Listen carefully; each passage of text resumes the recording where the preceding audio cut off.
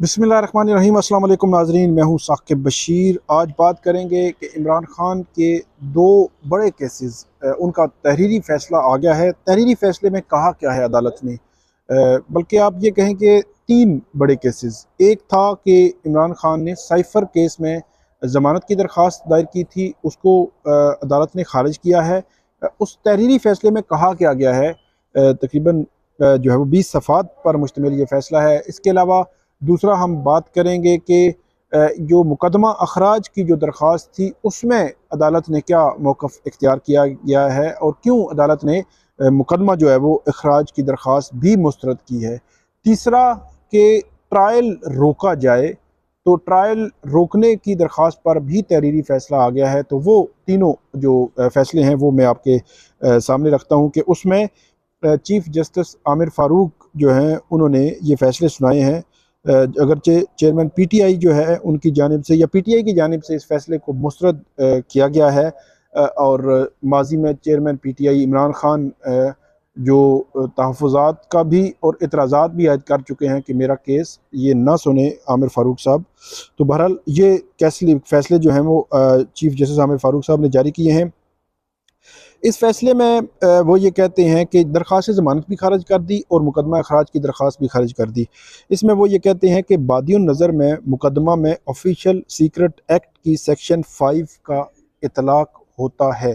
तो मैंने आपको तफसील के साथ बताया था कि सेक्शन 5 में इंटरनली मतलब मुल्क के अंदर जो इस किस्म की ऑफिशियल डॉक्यूमेंट को इस्तेमाल करने या रिटेन करने, मिसयूज़ करने या किसी अनऑथराइज पर्सन को देने के हवाले से एक लॉ क्या कहता है, उसमें 2 साल सज़ा है, दो साल सज़ा है, तो इकट्ठी हो तो 2 साल सज़ा है।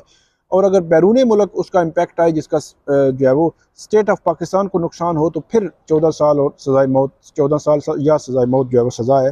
तो उससे मुतल्लिक आपको पहले भी बताया था। तो क्या वो सबूत मौजूद हैं, ये बड़ा इंपॉर्टेंट है। इस्लामाबाद हाई कोर्ट ने ये फ़ैसला लिखा है। ये कहते हैं कि सेक्शन 5 का इतलाक़ होता है, और बादियुन नज़र में ये जो सेक्शन 5 जो है वो उसके मुर्तकिब ठहरे हैं इमरान खान। लिखते हैं कि प्रोसिक्यूशन का केस है कि वजारत ख़ारजा ने साइफ़र को डी कोड करके प्राइम मिनिस्टर सेक्रेटेरिएट को भिजवाया और इमरान खान ने बतौर वज़ीर आज़म साइफ़र को वसूल किया और बज़ाहिर उन्होंने उसको गुम कर दिया। उसके बाद अदालत लिखती है कि प्रोसिक्यूशन के मुताबिक इमरान खान ने साइफ़र के मुदरजात को ट्विस्ट किया और सियासी मकासद के लिए इस्तेमाल किया। दफ्तर ख़ारजा के साबका और मौजूदा अफसरान बिलखुसूस साइफ़र भेजने वाले असद मजीद के बयान रिकॉर्ड पे हैं, जिससे वाज़े नज़र आता है कि कोई गैर मुल्की साजिश नहीं थी। तो ये गैर मुल्की साजिश, कॉन्स्पिरेसी और थ्रेट नहीं था, ये कहा था असद मजीद। जो उनकी 161 का स्टेटमेंट है उसमें उन्होंने कहा था। अदालत ने जो 161 की स्टेटमेंट्स हैं दफ्तर ख़ारजा के अफसरान की, उन पर रिलाय किया है कि उनकी स्टेटमेंट्स में क्योंकि ये मौजूद है चीज़, तो इसलिए ये केस नहीं बनता ज़मानत का। उसके बाद ये कहते हैं कि इस केस में क्योंकि इमरान खान शरीक मुल्ज़िम है, सिर्फ एक शरीक मुल्ज़िम की हद तक FIR कलअदम नहीं हो सकती, ये कहा अदालत ने। और अदालत आगे ये लिखती है कि शरीक मुल्ज़िम की वजह से इखराज मुकदमा का हुक्म नहीं दिया जा सकता। तो इसी में साथ आगे चलकर इखराज मुकदमा की भी बात हो रही है कि क्या मुकदमा खारिज हो सकता है या नहीं। तो अदालत ये लिखती है कि मुकदमा शरीक मुल्ज़िम की वजह से खारिज नहीं हो सकता। अब ये मुझे समझ नहीं आई कि ये किस तनाजुर में अदालत ने बात की है, क्योंकि रिसेंटली हमने देखा कि ARY न्यूज़ के जो सीनियर जो वाइस प्रेसिडेंट हैं, तो उनका एक मुकदमा था शहबाज गिल केस का। तो सुप्रीम कोर्ट ने उनका पार्शली उनकी क्वैश की है FIR उनकी हद तक। तो ये अदालत ने बहरहाल ये कहा है। उसके बाद कहते हैं कि प्रोसिक्यूशन के मुताबिक साइफ़र इमरान खान के कब्ज़े में है, उन्होंने रिटेन किया हुआ है। बिला शक व शुबा उनके ख़िलाफ़ तमाम दस्तावेज़ी सबूत मौजूद हैं। ये प्रोसिक्यूशन का केस है और अदालत ये कहती है कि संगीन नोयत के इल्ज़ामात पर ज़मानत नहीं बनती और बादियों नज़र में मुल्ज़म का केस से ताल्लुक़ बनता है। इमरान खान की हद तक बात कर रहे हैं। आगे चलकर अदालत ये लिखती है कि अदालत में पेश की गई दस्तावेज़ात के मुताबिक दफ्तर ख़ारजा की पॉलिसी वाज़े है और उस पॉलिसी के मुताबिक साइफ़र क्लासीफाइड डॉक्यूमेंट है जिसे गैर मजाज जो अफराद हैं उनके साथ शेयर नहीं किया जा सकता। और साइफ़र को कुछ वक़्त के बाद वापस फ़ॉरेन ऑफिस जाना होता है। और जो वकील हैं उनके मुताबिक इमरान खान पाबंद थे कि वो हुकूमत गिराने के लिए गैर मुल्की साजिश से अवाम को आगाह करते। ये इमरान खान के वकील का जो वर्जन है वो अदालत ने इस फैसले का जो हिस्सा बनाया है। और इसके अलावा अदालत ये लिखती है कि जो 248 का जो इस्तिस्ना था वो भी बड़ा इम्पोर्टेंट है कि उस इस्तिस्ना की जो दलील थी कि जो प्राइम मिनिस्टर हैं, जो वज़ीर आज़म हैं, उनको आर्टिकल 248 का इस्तिस्ना हासिल है।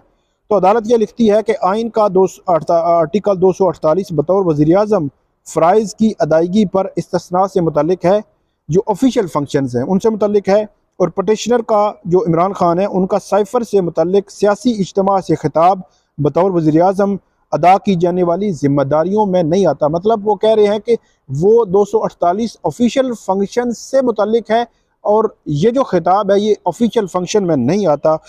ये अदालत ने इसमें कहा है। और अदालत ने उसमें वाज़े तौर पर एक और चीज़ जो है वो बड़ी वाज़े की है कि वज़ीर आज़म के हल्फ में साफ साफ लिखा है कि बतौर वज़ीर आज़म हासिल की गई मालूमात को वो पब्लिक नहीं करेंगे। वज़ारत ख़ारजा के अफसरान के बयानात का अदालत ने मुकम्मल तौर पर हवाला दिया और यह भी कहा कि इस्लामाबाद हाई कोर्ट का तहरीरी हुक्मनामे में सुप्रीम कोर्ट के डिप्टी स्पीकर की जो रूलिंग थी उसका हवाला भी दिया है। और ये कहा है कि सुप्रीम कोर्ट के फैसले से साफ ज़ाहिर है कि साइफ़र का मकसद सिर्फ सफारती सतह पर एहतजाज था, कोई सख्त एक्शन जो है वो लेना मकसूद नहीं था।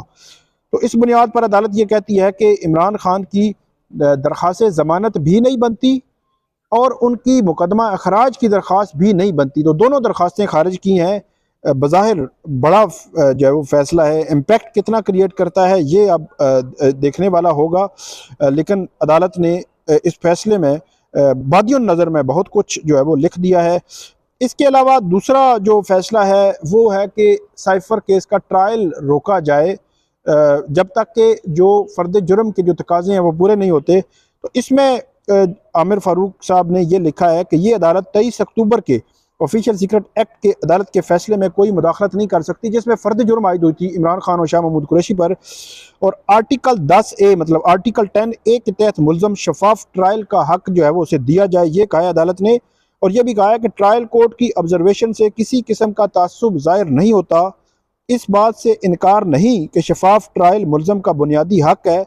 और अदालत ने यह कहा है कि इमरान खान को जो शफाफ ट्रायल के जितने तकाज़े हैं वो पूरे किए जाएं और उनको शफाफ ट्रायल दिया जाए। ये सारा लुबे लुबाब है 3 इमरान खान के ख़िलाफ़ केसेस का कि जिसमें इमरान खान की जानिब से वाज़े तौर पर मुकदमा अखराज, ज़मानत और ट्रायल रोकने की दरख्वास्तें थीं, तीनों अदालत ने खारिज कर दी हैं। तो ये तफसीली फ़ैसला था, वजूहात थी। अब वजूहात कितनी इम्पैक्टफुल हैं ये अब देखना होगा। एक चीज़ मुझे जो है वो लगती है कि जो इम्पैक्ट है इस साइफ़र के हवाले से, अब उसके कंटेंट कितना था, क्या चीज़ थी, क्या नहीं करनी थी, इंटरनली अगर साबित भी हो जाए तो उसके 2 साल सज़ा है और एक्सटर्नली अगर साबित हो तो फिर सज़ा बढ़ती है। तो एक्सटर्नली क्या सबूत मौजूद हैं, ये वो सवाल है जिस सवाल का अभी जवाब आना जो है वो बाकी है। तो ये थी आज की अपडेट्स। उम्मीद है आपको पसंद आएगी। आप हमें फीडबैक ज़रूर दीजिएगा। अल्लाह हाफ़िज़।